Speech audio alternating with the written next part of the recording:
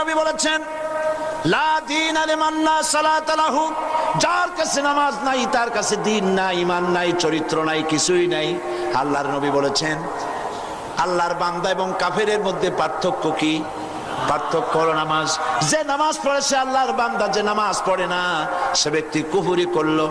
মান তারাকা সালাতান মুতাআম্মিদান ফাকাদ কাফারা, ইচ্ছে করে যে নামাজ ছেড়ে দিল সে কুফরি করলো। বলেন নাউজুবিল্লাহ। আদমশুমারিতে আপনার নাম মুসলমান থাকতে পারে, ভোটার লিস্টে আপনার নাম মুসলমান থাকতে পারে, পাসপোর্টে আপনার নাম মুসলমান থাকতে পারে, কিন্তু আপনি নামাজ পড়েন না। আল্লাহর কসম, আল্লাহর খাতায় আপনি মুসলমান নন।